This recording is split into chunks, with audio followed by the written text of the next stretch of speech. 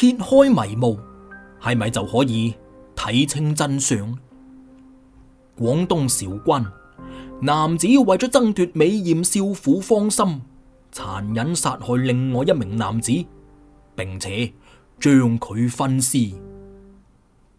今次我哋嚟到廣東嘅韶關，呢單係樂昌近10年嚟最慘絕人寰嘅情殺案。眼前呢個人為咗同另外一個男子爭奪美艷少婦嘅芳心，竟然將對方殘忍分屍。佢嘅作案手法一度極之暴戾，先將佢個頭分割出嚟，然後好似劏豬咁將佢肢解，直到屍體完全分割開之後，再入落個袋度拋入到江中。試問呢個人點解可以咁兇殘嘅呢？民警為咗揾到殘缺嘅零部件，出動咗上千警力，仲有警犬隊，遍佈城市每一個角落去搜查，但係就一啲結果都冇。究竟點解呢個兇手會咁喪心病狂嘅呢？唔睇到最後，你係絕對唔會知呢單案件嘅真相。時間翻到去2011年嘅12月18號，地點喺廣東省韶關樂昌市。呢日晨光剛剛出現，老陳同往常一樣，同成班大媽大伯一齊喺公園跳住80年代嘅擦茶舞。忽然喺冇幾遠開外，響起咗一聲好清脆嘅大叫聲，打破咗佢哋沉醉喺舞蹈當中嘅氣氛。好奇心十足嘅老陳一路冚冚青咁趯過去，準備一探究竟。點不知就俾一具無頭男屍嚇到佢鼻哥窿都冇肉。老陳咁大個人，從來未見過咁觸目驚心嘅場面嘅，佢當堂嚇到尿都飆埋咁滯，馬上揞出咗電話，打電話報警。民警接到報案之後，馬上趕到案發現場進行封鎖勘查。法醫睇到呢個場面，亦都係一身冷汗。兇手嘅作案手法極之殘忍，警方馬上將佢定義為128重案。公園處於非常熱鬧嘅地方，竟然出現咗一具無頭嘅男屍，性質何其之惡劣啊！呢個消息一出，馬上震驚咗成個韶關，四周圍嘅居民惶恐不安，各種議論紛紛。呢個被害人究竟係咩人？警方又幾時可以捉住呢個兇手呢？民警面對住嘅係巨大嘅壓力啊！警方馬上啟動咗最高級別嘅偵查案件，經過法醫對死者嘅屍檢，發現死者死亡時間大概係凌晨1點到3點左右，屍僵仲好硬嘅，咁講明眼前呢個男子死亡嘅時間唔算好長嘅啫噃。隨即，偵查員對現場進行咗仔細勘查，喺地面發現咗2個女性嘅血腳印。警方推測，唔通作案嘅兇手係個女性嚟嘅？佢又係咩人？究竟同死者有咩關係呢？呢點就令到民警覺得有啲不可思議啦。咁問題嚟啦，死者個頭去咗邊？呢個死者究竟又係咩人呢？民警決定兵分2路，一路就跟住地面嘅血跡搜索線索，並且派出咗上百名警力，仲有警犬隊，對附近2公里範圍內進行地毯式搜查；而另外一路就繼續對死者嘅身份進行確認。只不過民警喺2公里範圍之內，並冇揾到啲乜嘢重要線索，咁只能夠跟住血跡嘅方向初步判斷出個頭應該已經被帶出咗公園，可能係被拋棄到2公里以外嘅地方，咁就無疑加大咗民警查案嘅難度啦。與此同時，另外一路民警喺死者隨身衣物當中發現咗個銀包，仲有2張方行條。只不過銀包裏邊係夾住一張身份證，上邊嘅信息顯示個名叫做朱小武。由此警方推斷，兇手應該唔係為咗謀財害命嘅，佢攞走死者個頭，好有可能係為咗掩飾死者嘅身份嘅呢。但係點解又要留低個身份證喺死者嘅衫袋呢？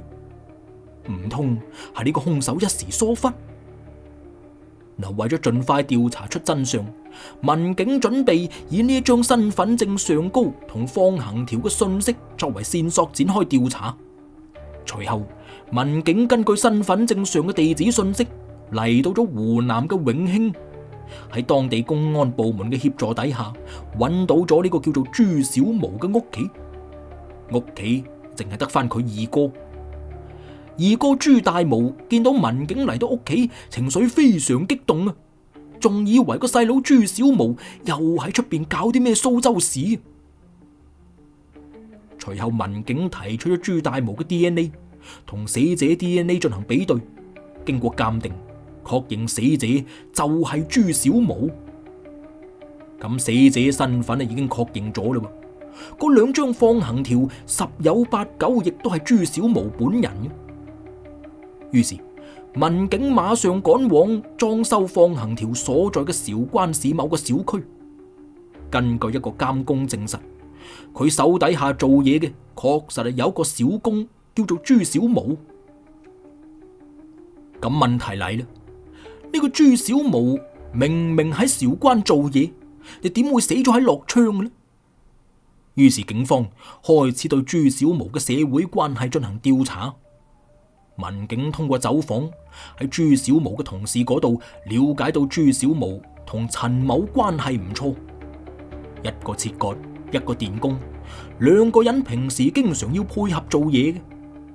喺陳某嗰度得知自己嘅外甥女羅艷華亦都有翻咁上下歲數啦，本來就諗住肥水不流外人田呢，平時又見呢個朱小毛份人幾好相與，做嘢又幾爽手。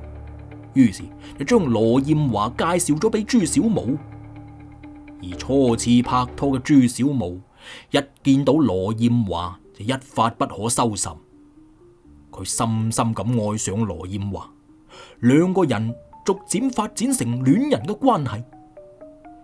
不過好景不長，兩個人從今年嘅年中開始就一路有啲爭拗，背後嘅原因係佢哋中間多咗個姓甄嘅男人，導致佢哋嘅關係變成咗三角形。與此同時，另外一組外圍調查嘅民警發現咗段可疑嘅視頻噃。喺案發地監控錄像當中顯示，案發當日，亦即係12月18號嘅凌晨1點56分，有個孭住個挎包嘅男子進入到警方嘅視線。佢急急腳咁從公園嘅側門出嚟，20分鐘左右，亦即係2點15分，呢個男子同另外一個女子同時坐上咗架出租車。但由於係夜晚，兩個人離監控又遠，只能夠大概睇清楚佢兩個嘅身體特徵，根本睇唔清佢哋嘅樣啊！隨後民警對的士司機逐一去摸牌，經過幾個鐘頭有關部門協助底下，民警終於揾到咗當晚嘅呢架的士啦。經過勘查，車入邊出現咗部分嘅血跡。隨即民警推測，從目前掌握同了解到嘅線索嚟睇，羅艷華有重大嘅作案嫌疑。隨即民警喺12月18號當晚對羅艷華實施揸捕。呢個時候佢又瞓到好冧嘅，面對突然上門嘅民警，完全冇任何嘅驚訝噃。面對民警嘅詢問，佢只係沉默咗幾分鐘啫，就對自己嘅犯罪事實供認不諱。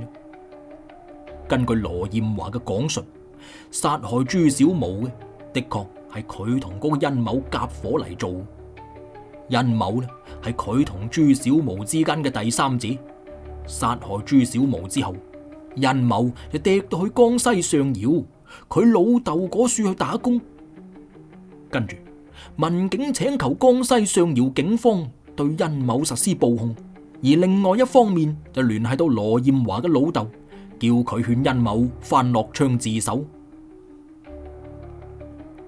於是喺12月20號嘅晏晝，民警接到咗羅艷華老豆嘅電話，聲稱話殷某願意自首，家姐正係從江西坐某架火車趕緊翻樂昌。民警於是嗱嗱臨趕到樂昌火車站，對四周圍進行布控。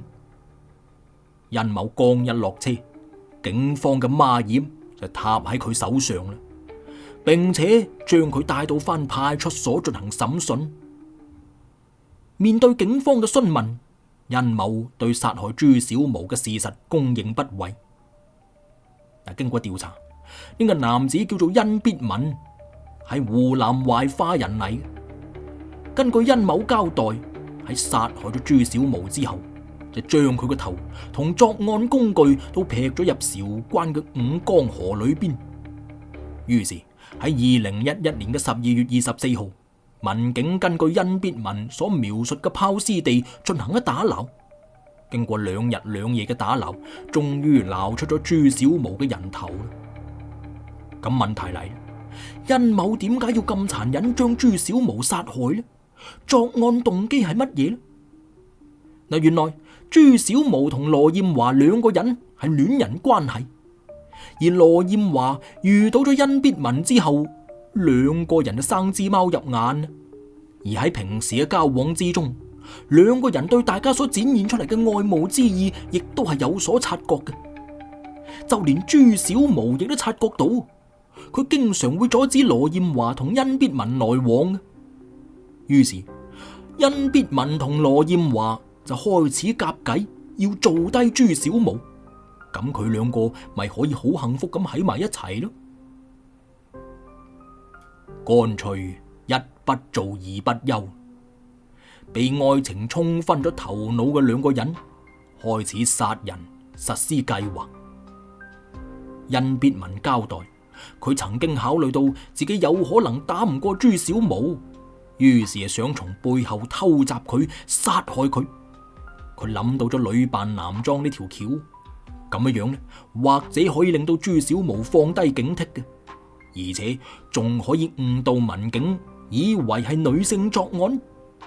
跟住兩個人就打車去到咗距離韶關50公里嘅樂昌進行踩點，最終就選擇咗人民公園作為作案嘅地點。